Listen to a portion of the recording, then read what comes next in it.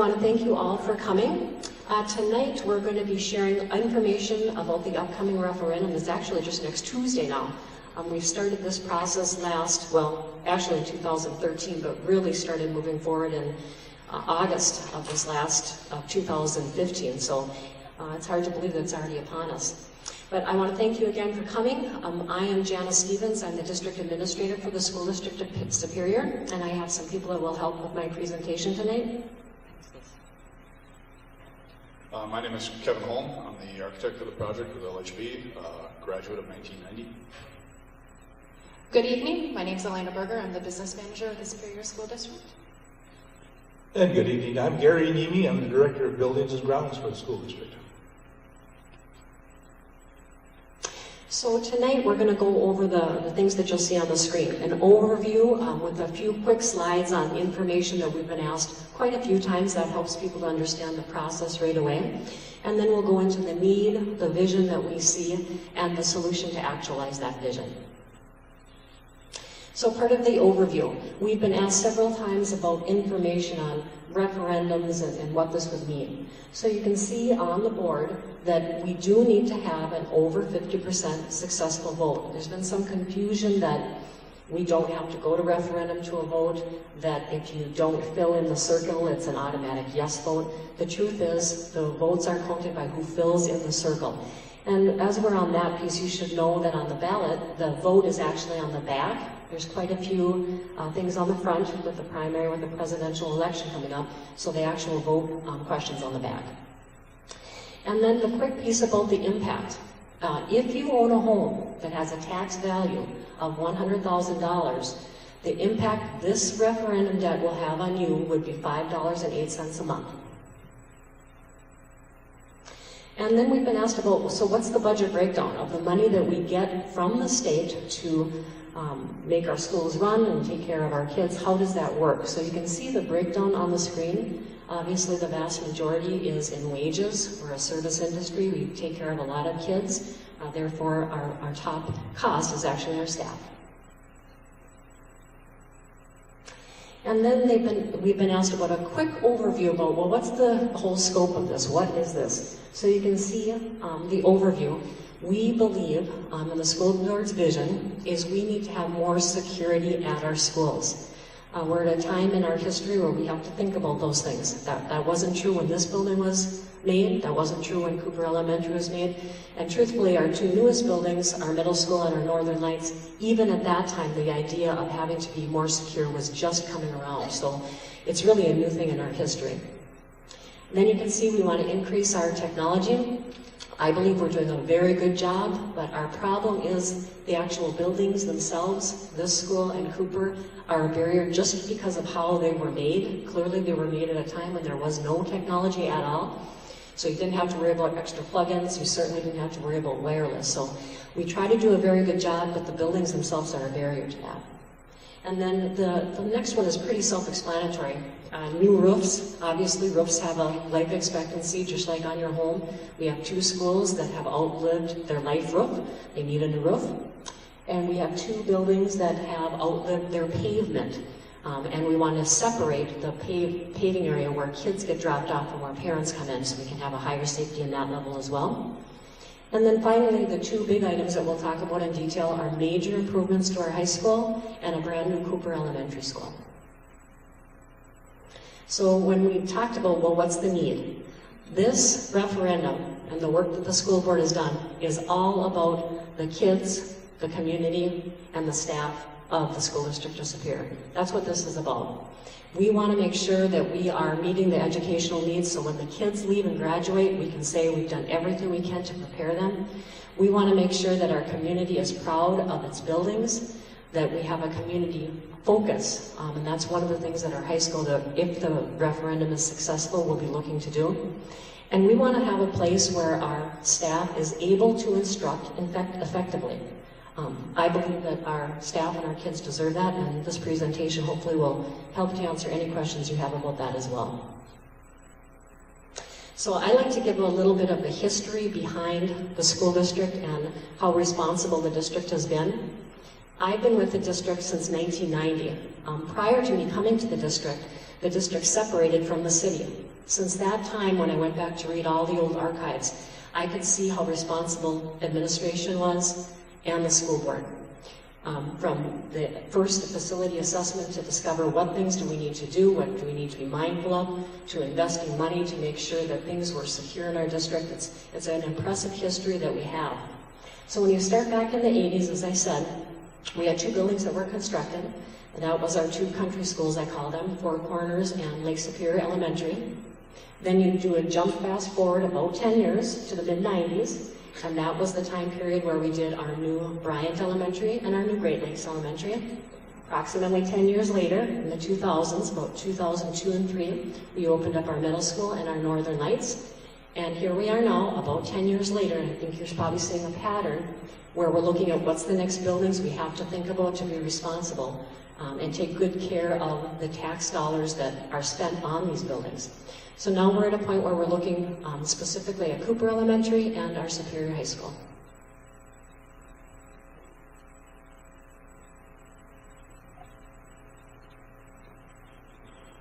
So the slide that's up in front of you indicates a little bit of the facilities assessment that was done. So in 2013, the district actually contracted with LHB, Krause Anderson, and McKinstry to review all of their facilities, everything from the school forest and the administration building to all of the school facilities.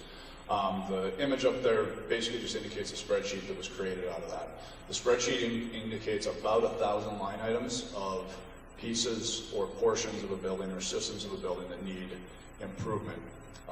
Those 1,000 items were broken up in 2 different directions. One was on a time scale, 0 to 5 years, 6 to 10, and 10 plus, of what is the life expectancy, and that allows the district to plan further ahead so that they're prepared. And then going across in the columns, they were broken down by physical condition, whether or not it was an educational adequacy-based item, if it was codes, safety, or security type deal, or if it was an energy-based deal, which would have a payback and save the district money over time. So those items were then broken down into critical pieces that needed to be addressed. We brought that forward to the school board in the form of a number of different options for the school board to mull over and talk about. And after quite a few meetings and a lot of hours of discussion and coordination, it came down to this is the package that we need to go to the voters for, and we think this meets the tax impact capacity that we can afford. So. For the next several slides, and this is in depth about Cooper, and then it will be in depth about the high school, I'll be turning to Gary Nemi, our Buildings and Ground, and Kevin to talk about these facilities. So Cooper Elementary was built at a time frame when special needs were addressed in a different way, and that was segregating those students and putting them in a different portion of the building. So if you look at the building as a whole, it's literally 2 buildings connected by a corridor. That doesn't work with the current integrated education perspective. The other piece that you'll see in the images is that it was designed as an open school concept, which again creates a lot of issues, especially when we talk about acoustics being one of the critical elements for young students to learn. The building itself was sited very low on the site, which means that there's a lot of standing water around the outside of the building, which can be an issue and is an issue in this case of this building. There are flooring issues where the flooring is deteriorating because of the water. The water is getting into the tunnels, which we'll talk about in a little bit about what those tunnels are used for. And just in general, it becomes very difficult for the staff and the students to use the facility because the grounds are as wet as they are. The image on the upper right-hand side shows basically concrete slabs outside of doors. There are a number of doors throughout the building that aren't required by code today that are still there. There's security issues in the sense that they can be blocked open or left unlocked. From a fire egress standpoint, once you have a door, you're actually supposed to maintain egress, so they should be shoveling outside those doors and pouring sidewalks and putting stoops in so that with the frost heave, those things don't occur. So there's a number of issues with these doors. The other 2 images, the image on the left-hand side shows the nurse's bathroom area. That area is not handicap accessible. Obviously, that is something that has come out since the 60s with the American Disabilities Act, ADA. And then the other image starts to show Cooper does have roof issues as well that are continuing to cause problems on the inside of the building for the district to maintain and take care of. This image starts to look at the classroom wing and the classroom area. These teachers aren't pigs. They didn't just leave stuff out in the hallways. The rooms that used to be storage rooms are actually being used for educational spaces and office space for one-on-one type education. So what's happened is they've lost all their storage spaces to make room for the educational spaces that this building lacked, again, based on the time frame that it was designed and constructed. The other images that you see start to show the look or the view from one classroom to the next, where they're using bookshelves to separate, at least in a visual standpoint, but obviously there's no acoustical separation between those classrooms. So when one teacher's teaching math on one side and the other teacher is teaching English or some other class, or the other class has a free period, you start to have that blend of noise, which then hinders the ability of the students to learn. This is an example of the kitchen and cafeteria area. This is the only building that remains where the gymnasium and the cafeteria are the same space.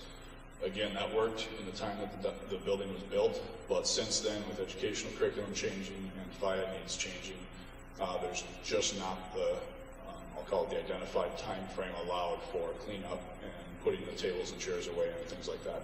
The kitchen is also undersized.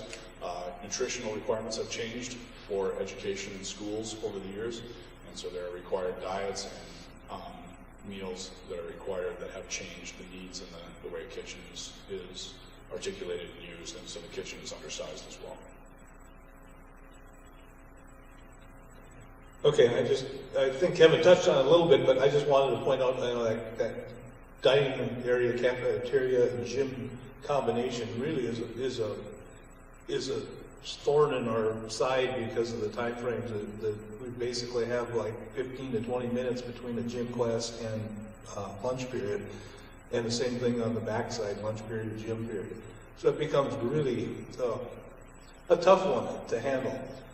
Besides the fact that having all that kind of stuff like tables, fold-up tables on those sidewalls of the gym aren't conducive to the best safe practices either because of hard surfaces. Okay. Anyway, just showing a little bit. Here's Cooper. You can see up on the right the small inset picture, some deterioration from, and frankly that's what happens because they're all steel framed doors, windows, all that stuff. Most of them have been worked on, or even some of them have been replaced because of those same issues. But that's just happening because of the moisture in the walls. Kevin mentioned the building is low, moisture gets in the walls. The walls are not designed to get rid of the moisture, so the moisture stays in the walls and deteriorates the door frames, doors, window frames, windows. On the left side, you can see basically this is the corridor that goes from the main school down in Weisberg. The school itself is very long. And we'll see that on another slide, but it shows, the fact that this is difficult to manage if you have an emergency or something, an incident happening in the school. It's hard to get to that spot in a quick manner. The other part of it is, and Kevin alluded to this, he talked about the wetness in the ductwork. We have not I wouldn't call them tunnels, I'd call them buried ducts. We have ducts, ventilation ducts for the school. Some of the return air ducts go underneath the floor slab. They're buried in the ground. So if you have water on the outside of the building, there's obviously water on the inside of the building. I don't know, that the foundations are not waterproof. So the water comes underneath and we have water dampness in those ducts. So we have to monitor that school continuously for the effects of that moisture. Actually, before we go to this, let me just quickly share. When we talked about Cooper, I think of it as it's a sprawling building that's really patchwork together, if you can try to envision that. We have kindergarten teachers in one area, and then across the school, we have some kindergarten teachers in another area.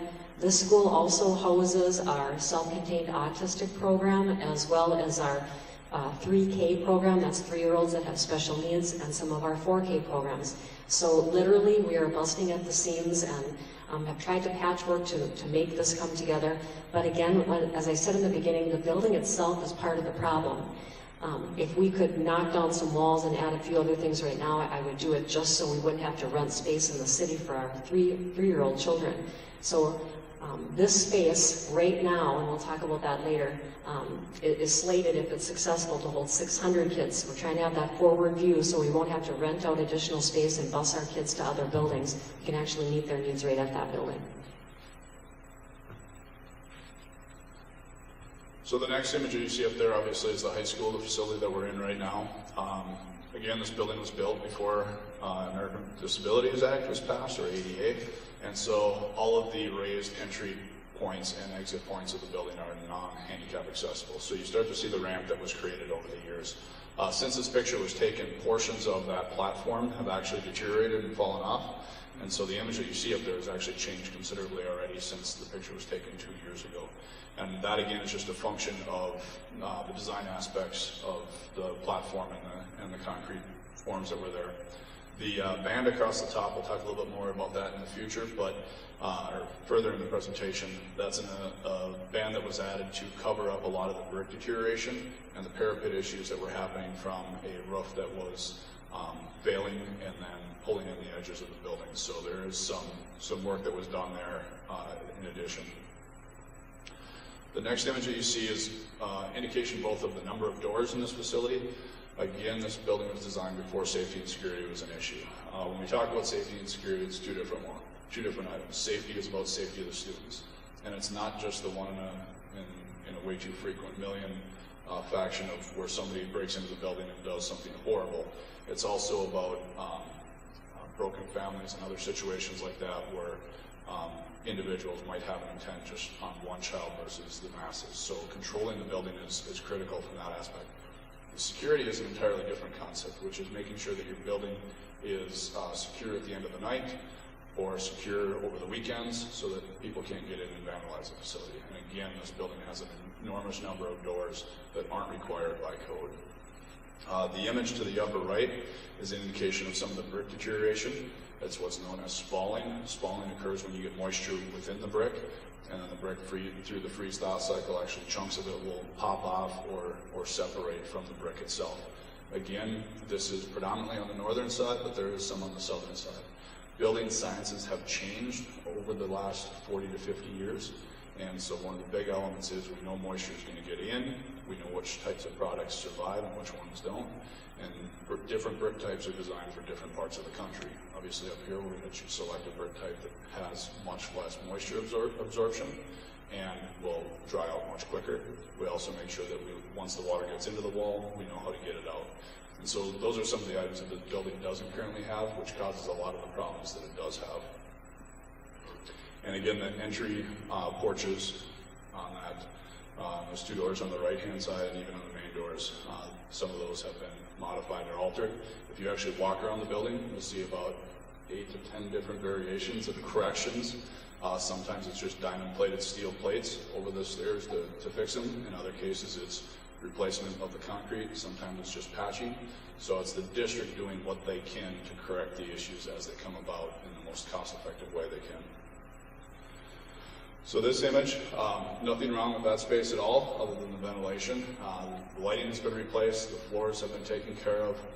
It's a space that can't be recreated. So this portion of the building is a portion that would be maintained and just upgraded with a new ventilation system that's going to be more energy efficient and meet the requirements of graduation day and some of the other events. There are other spaces within this building that are like that. The space that you're in functions very well, and so there'd be minor modifications done to this to just improve it, everywhere from technology and lighting to some of the finishes possibly. The pool area, again, they've made changes and adjustments to the pool. They've made it deeper to meet the requirements and the regulations there. They changed out the drains. I think you said you were the first in the state to do it. So they've been very proactive about taking care of the things that they need to from a code standpoint. However, the existing pool system has not been changed out or replaced. That's both a health and safety issue from the fact that it uses gaseous chlorine, and also from an energy standpoint, it's very inefficient. The facility that you see there is actually the band room. The band room is undersized both in square footage and in volume.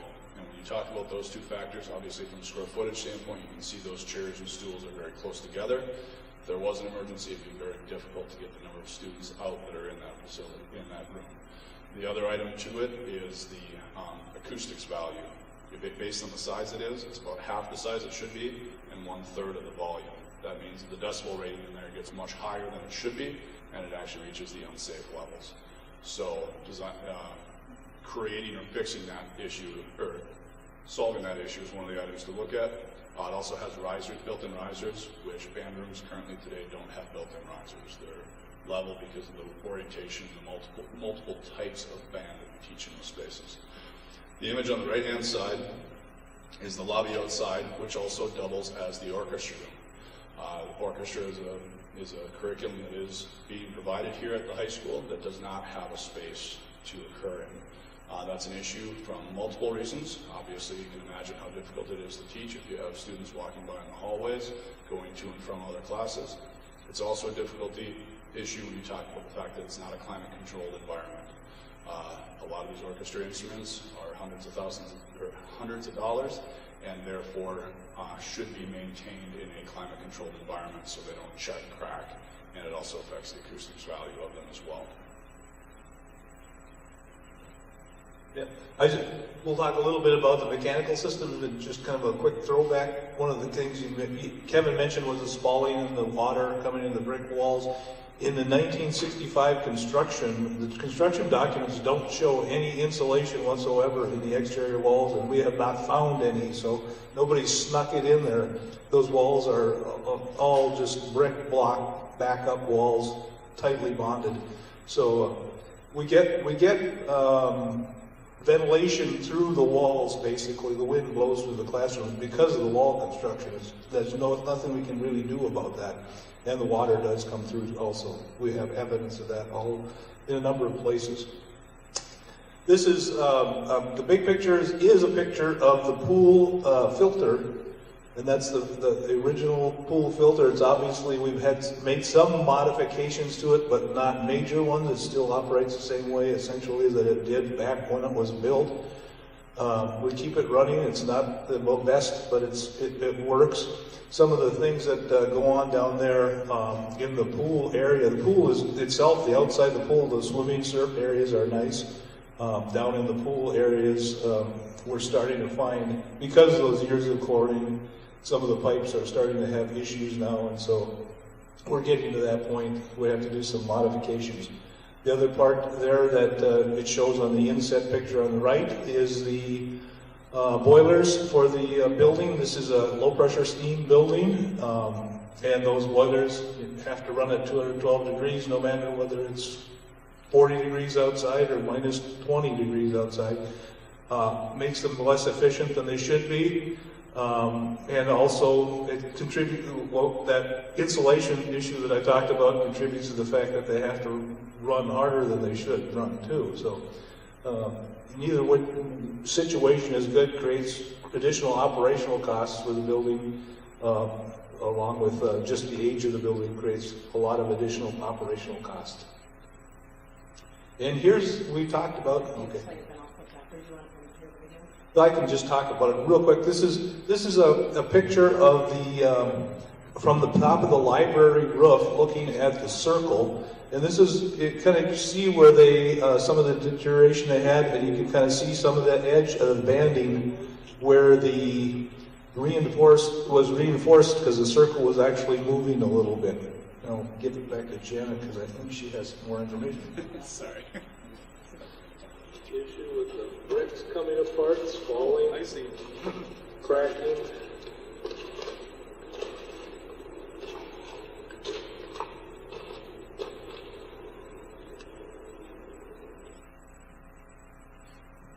So as you can see there, that it had spalls and cracks in the brick. A lot of those are pre that reinforcement.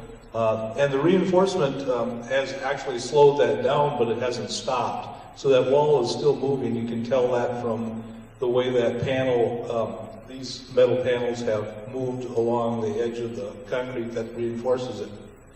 It varies in width and size, so you can tell that it's actually moved. And also, the other thing that we've got going on right now at the high school is all of these areas have tunnels underneath them for the steam lines and things like that. Creates a little bit of an issue because of water getting in there. We used to have, when I first started here 8 years ago, there was very, very little water in the tunnels, and we're getting more and more as time goes by. It's been especially evident after the 2012 flood that we get more and more water. So some of the things that you can't see about the high school that are issues as well are the safety and security issues, and then the educational adequacy. As Jana mentioned at the beginning of the meeting, there is not power service to a lot of the locations within this building that you would need to deal with recharging laptops, recharging iPads.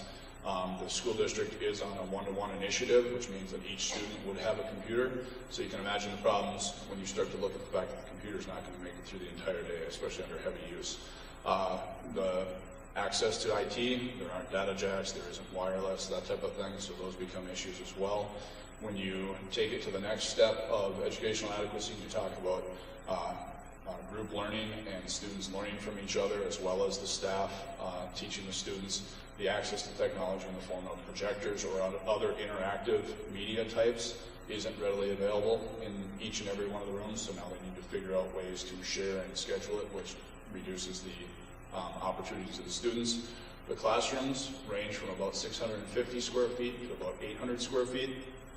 Typical classroom size for 30 students plus or minus is about 900 square feet. So the classrooms are undersized for the way the curriculum is being delivered today. We talk about it from the safety and security. Not only are there too many doors, but the circle itself, basically the entire building is a corner. A student doesn't have to go very far to get out of sight. A student doesn't have to go very far to create an issue that somebody else can't get to in a very short period of time. And when you talk about the travel distance of this building, it is a quarter mile from one point in this building to the furthest point away. That is a response issue in time for the administration and the faculty and the staff to deal with some of the issues that happened both 50 years ago and today. But this building has grown some since its original construction. Just want to throw a couple things in. Kevin talked about electrical and the communications systems, and we have looked at trying to upgrade some of them. We have upgraded some places, but to do a wholesale upgrade means we have to go in various routes. And in the circle, the ceilings are either hard ceilings or splined ceilings, and I don't know if anybody knows what spline ceiling is, but it's not easy to take apart or put back together again. So it creates a very strong barrier against trying to run electrical lines or communications lines. In fact, oftentimes on the communications lines, they opt to run to some location that's easier to get across the corridor with a hard surface corridor, so that they can, instead of going just across the hallway on the first floor, they have to go up to the second floor, go across the ceiling, come back down again to get there. So you can see it adds additional expense and time and energy to do that. And that's throughout the school. The other thing I wanted to mention when I was talking about tunnels, and that is utilities. All of the original school utilities, water services, drain pipes, and all that are steel pipes. Which, if you have steel pipes in your house, you know what we're dealing with. We're dealing with a lot of corrosion. We're dealing with buildup inside the pipes. Frankly, what we're concerned about is punching a hole in the pipe while we're trying to clean them out, especially a drain pipe, or getting adequate flow. And if that happens, it's a major problem for this school, because there's no easy way to get to those pipes. Most of them are buried in walls back in 1965. So we're kind of stuck with that.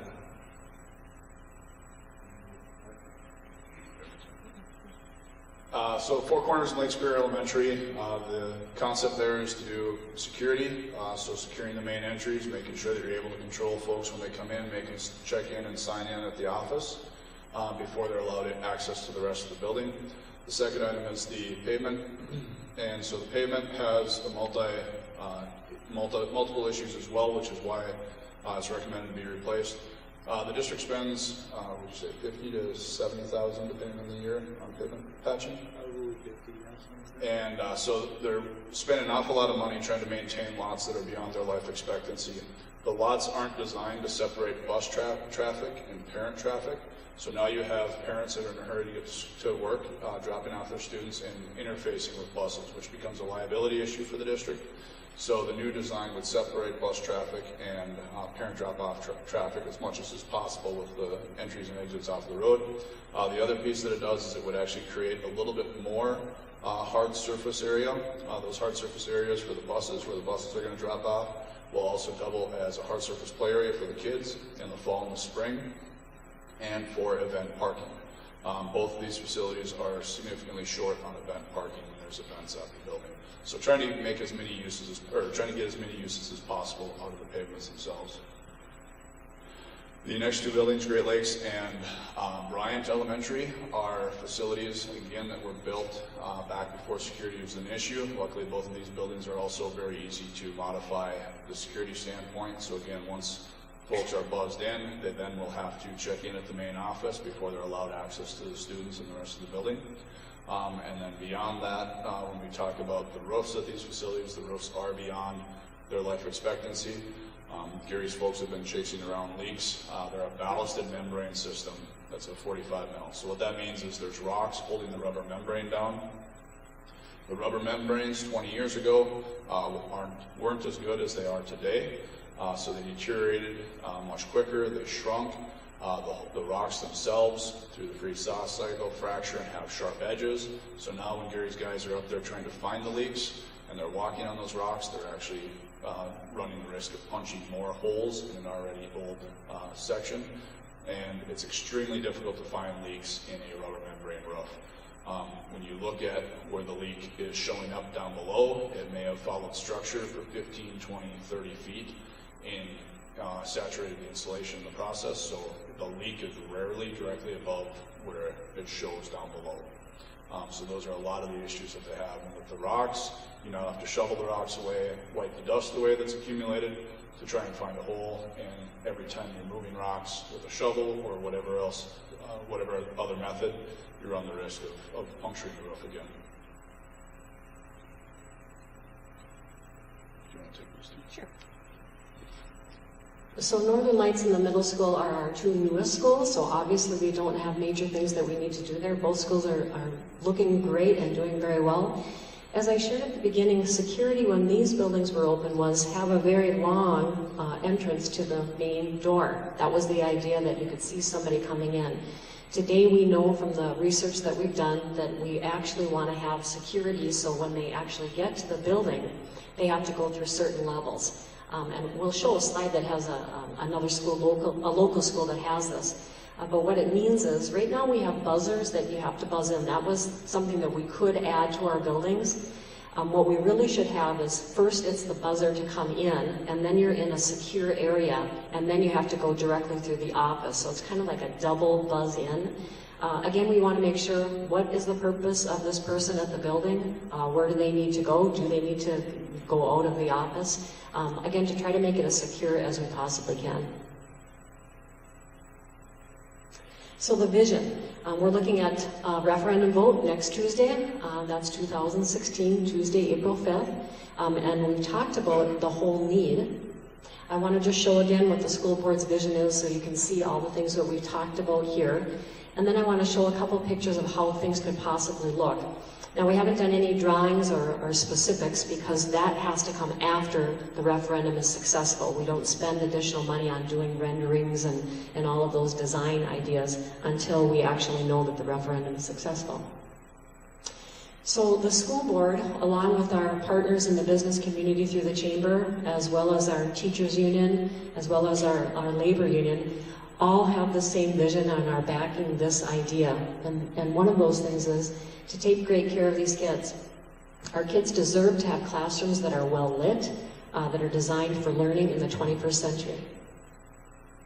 Our staff and our volunteers deserve to have an area to teach the kids adequately.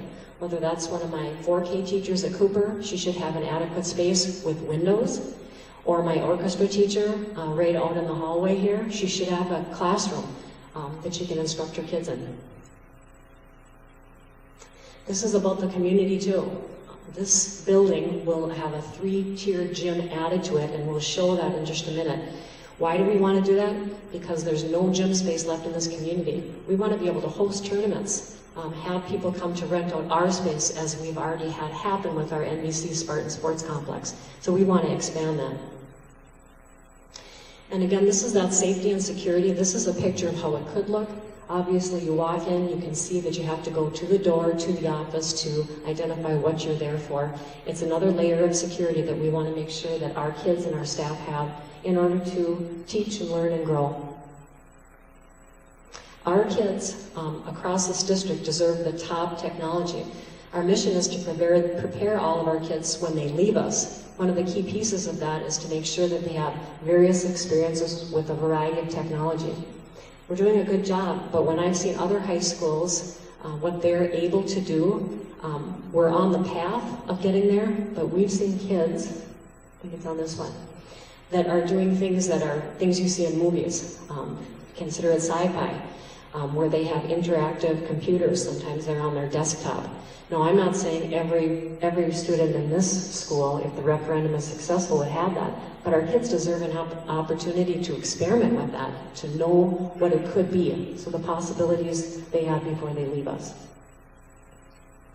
And then I'll have Kevin talk about the specific vision of Cooper. Just one more piece on Cooper in case we forget to say it. While the new building will be being constructed, the kids will stay at the old Cooper. After it's completely done, that's when we would take down that building and then create the green and parking space. So the image that you see up on the board, that does not require any additional land. That is the amount of land that the Cooper School currently has and covers. The dashed line in the middle of the image shows the layout and the outline of the existing building. Again, that's a one-story facility that's very sprawling on the site. The intent would be to do a 2-story building in the upper northwest corner, which is the brown square up there. And that's done for a number of reasons, everything from safety and security and ease of moving around to energy efficiency. The other elements to this site plan, if you look at it, the parking on the east side is the parent drop-off, so the parents come in from the east, the buses come in from the west, so there's a complete separation of parents and bus vehicle traffic. Other items, when you look at it, you can get to the building without crossing any vehicular traffic once you hit the corner of the site. So again, making sure that there's safe routes to the facility once you get there and separating the liability issues of vehicles. The next image is the current high school site with some modifications to it. So the circle is the dashed line on the left-hand side over that parking lot. So we'll start with, this would be a phased design because again, the students are going to be going to school here while this work is happening. So the long orthogonal shape in the lower right-hand corner is the brown. It would be a 3-story structure for the classrooms. So that would house the science classrooms, the standard classrooms, and would also include an entry off of the east side for the bus drop-off area, which would be moved to the east, which is currently the south. The brown square in the lower left-hand corner is a new band room. The intent here, again, is to reuse as many of the facilities as we can. So by constructing a new band room that allows the existing band room to function as a choir room, again, you have a lot less noise generated in there, so that space will function as a choir room. And then the existing choir room would be modified pretty dramatically by blowing out some of the spaces adjacent to it to create the orchestra room. So again, we're trying to be as conscious as possible with the facilities that are here and reuse as much as possible. The crescent-shaped piece on the left-hand side would be the new cafeteria and commons area. Again, making sure that we're using a space for more than one function. In that location, it functions as a pre-function space, both to the current gym and to this space. So now folks have a chance to come in and take off their winter jackets or their rain and put their umbrellas away before they go into the space. And it also allows a spot for folks to talk before and after events. It would also function as the lunchroom and also as study hall areas. The box to the top portion of the building is that 3-station gym that Jana mentioned. Right now, a number of athletes go to the middle school after school is out for practices because they're going until 9 o'clock as it is with the gym spaces here. And when we talk about Phi-Ed and the way that is delivered, having a separate acoustically separated space would be beneficial to the educational side of Phi-Ed and lifelong activity. The parking lot on the west side takes care of another site circulation issue on this. When you talk about the high school, if you've ever been driven by the high school, either in the morning at the start of school or the evening, Catlin is backed up. It's a mess. The little drop-off circulation point is also a mess because of the number of parents coming to pick up and drop off, and or students just milling about, because that is one of the main exits and entry points. So again, getting that traffic off of the road, giving the folks some stacking distance, and making sure that we can control the traffic a little bit better is critical. Okay, so we've talked about what's the need, what's the vision that the school board and our partners have for the future for our school district. And now we want to spend some time talking about, well, how does all this come together? Again, that's about a referendum vote. Again, that'll be next Tuesday. I think we've talked why it's needed. Just for clarity, there are two different kind of referendums. There's been some confusion about this as well. One referendum is what we're talking about, a capital project or a bond referendum. There's another type of referendum that's called a recurring referendum that many of the school districts across the state of Wisconsin are trying to secure. That type of funding would be used just to continue to operate, to pay salaries or to keep the lights on. We recognize that we need to do what we have to do to live within our budget for our operating expenses. But this type of a project, there simply is no district in the state that's able to pay for this type of a project under their operating budget. It just simply isn't possible. So that's why we're going to the community for a vote. Also, the dollars that we've talked about, how they would be used, that's how the dollars are used. If there was some situation where we had an extra, I'll just throw something out, an extra $5 million, we can't say, well, boy, we'd really like to give somebody a salary increase with this money. That can't happen. It's illegal, and obviously our auditors monitor us yearly very closely on all of those things. I'm going to talk about the breakdown of this, and then I'll ask Elena to go through the whole finance piece and how that will affect taxpayers, and also how we compare to other districts. So just quickly, we want to show again, as we talked about, it's the total dollar amount is $92.5 million. That means, again, if you have a house that's $100,000, that would cost you $5.08 a month to support the projects that we talked about here tonight. And we have the breakdown of the dollar amount for all of the pieces that we've talked about. And now the numbers. So like Jana had mentioned, you may wonder why, or ask, why can't the district pay for these projects out of their own operating budget? So this graph illustrates the Superior School District's base revenues, which in turn is their budget. And as we stated earlier, 71% of our budget goes towards wages, and then 29% goes towards our operation costs. So the green bar illustrates the base, or actually the revenue limit and or cap. We cannot exceed this revenue cap. And so there's two sources that make up this revenue cap.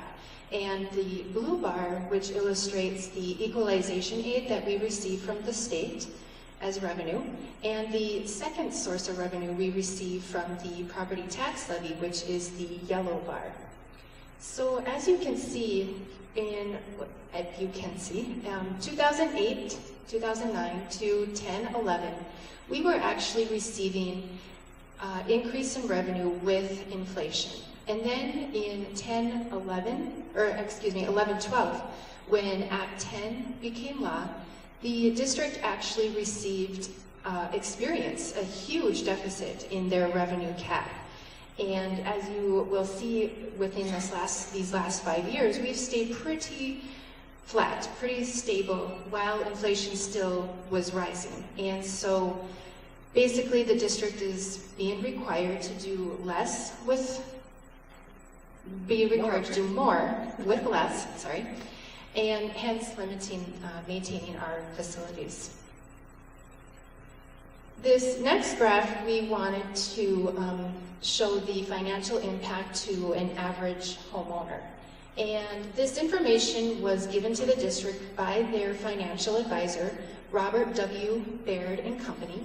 And what they used was a 6-phased borrowing plan to add debt while the existing debt is being paid off. And that existing debt is scheduled to be paid off in 2021.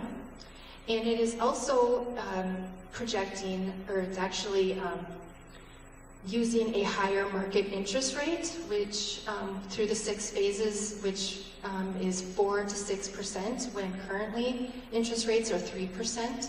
And it's also using a 1% property growth valuation, which is historically below that. And all of this is just, we're being conservative. And so when looking at your impact, we are being conservative.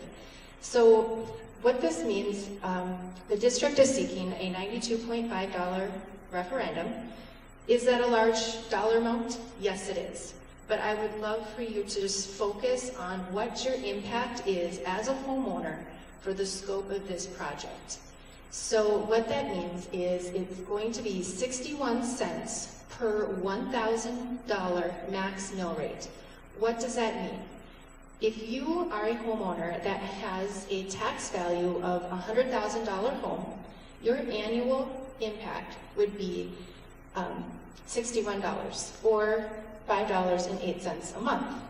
Or all the way up to, if you have a tax value of a $300,000 home, your annual impact would be $183 or $15.25 a month. And also, I would strongly urge you to go on to our superiorreferendum.com website.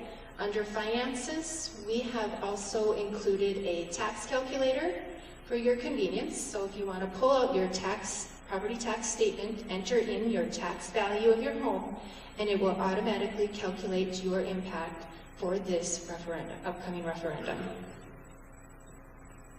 This next graph, we wanted to compare the total tax mill rate from the previous referendum, which was back in 1999, and that was to construct the Northern Lights Elementary School and the Superior Middle School, to the current 2016 referendum, if successful.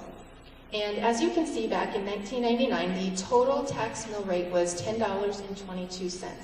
And of that $10.22, $2.99 went towards the debt service bond payments. And currently, our total tax mill rate is $10.07, and $2.51 is going towards the debt service bond payments. And if successful, we are looking at a total tax mill rate of $10.68, and of that $10.68, we are looking at $3.12 for the debt service bond payments.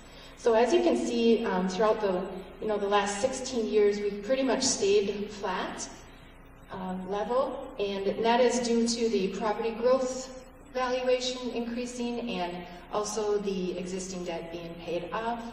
And so you'll see a difference from the previous referendum to this current referendum. There would be a 13-cent increase from the previous. Then we wanted to dig a little bit deeper and find out, how does the Superior School District compare to our surrounding school districts? And what we found is that we are actually below the state average currently at $10.07. State average is at $10.24. And if we were to have a successful referendum, we would just be slightly higher than the state average. I also researched more into other school districts that are going out for referendum. I wanted to know what their impact would be and how much they're going out for, what is their purpose, and so I found 3 districts.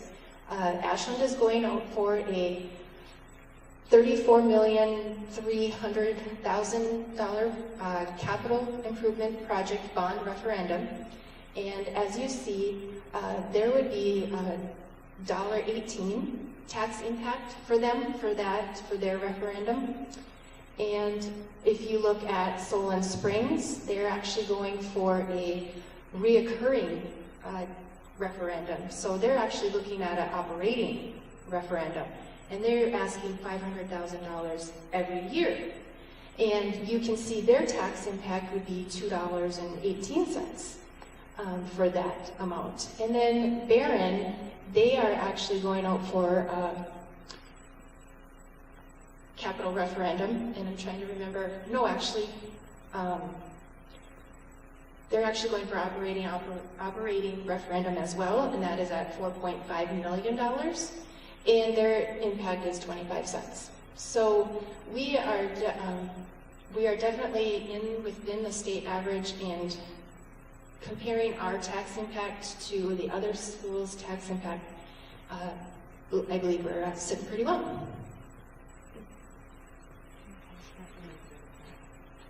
So the slide that's up on the screen obviously has a lot less pictures and a lot more words. Cooper, as Jana indicated earlier, would be designed for more students. That is to relieve the burden on some of the other buildings, as well as eliminate the need to rent or lease space within the community, which saves them dollars, money, and operations as well. The existing Cooper is about 67,000 square feet. The new building would be about 100,000 square feet. Through energy efficiencies, even though we're increasing ventilation, which is one of the highest costs for operating a building, because the boilers are going to be more efficient, because the building's not going to have as much air leakage, because the walls are going to be insulated, the building will operate at the same value or less from an energy standpoint. From a maintenance standpoint, obviously the operating costs are going to go down significantly because the systems will be new versus beyond their life expectancy. So the TLC that Gary's guys are providing those systems to keep them up and running won't be required. They'll just be maintained in a way that's going to continue to allow them to service. The bottom half of the slide talks about the high school itself, and the building does get larger. Again, that's when we start talking about 600 square foot classrooms becoming 900 square feet. When we talk about the additional band room, when we talk about the additional gym space, it does increase by about 40,000 square feet. And yet when we look at it, if you see those two numbers, the KBTU per square foot, 71 versus 55, if you think of that, that's kind of like gas mileage, only instead of it going up, you want it to go down. So KBTU per square foot is basically British thermal units per square foot, 1,000 British thermal units per square foot. So it's just a way to measure energy, meaning electricity, gas, fuel oil, whatever the source of energy coming into the building, you break it into a common point. So this building right now is operating at 71, which is pretty high when you talk about what a high school should be operating at. It should be operating at about 55. That means that there'd be a cost savings of about $45,000. Actually, I think that says 46,000. 45,000 a year. The math numbers on the lower right hand are a bit different, but so the fact of the matter is, even though the building gets larger, it will cost less to operate from an energy standpoint, as well as less to operate from the standpoint, again, of aging systems and existing building conditions that aren't designed or weren't meant to last in the northern climate. A bit about this. We tried to show that in the event that the referendum isn't successful and we push this project off to later years, well, what does that mean? Before I talk through this slide, I also want to share that we know that the time right now is right, according to our financial advisors and the construction firms that we've worked with, for buying materials for this project, for the interest rates, and also for putting our debt out another 20 years. So we're trying to have all the stars align and do this at the exact right time. Keep in mind, we started this project 3 years ago, so this is not something we've rushed into. We've been very strategic with the board's vision of how we can do this and do it in the best and right way. So you'll see on the screen, every year that you push out this kind of a project, it adds a significant amount to the project. So again, we're at 92.5. By waiting just a year, you can see how much it goes up. Approximately $5 million, and it just keeps cycling and cycling. Obviously, you can see the numbers for yourself. So what we're trying to be is responsible with our financial advisors to say, is this the right time? Should we wait a year? The answer is no. They're saying, you need to move forward to do this now financially. And then based on the energy and construction end of it, we're hearing from our partners saying, you need to move forward to do this. Waiting is just going to add additional costs. So we're at the point now where we're right in the middle of our schedule. Our vote is next Tuesday. If it is successful, obviously we'll move to the design phase, move forward with the construction, all of the things that happen within that. Our goal would be to have Cooper Elementary open up in the fall of 2018, and the high school be ready to open up in the fall of 2019. So again, as Elena shared, we have the debt slowly coming on, so we can try to keep it as flat as possible, and that would be that 61 cents. Again, Elena is right. We know we're being conservative. Perhaps it will be less than that, but we're trying to stay with what we know right now today.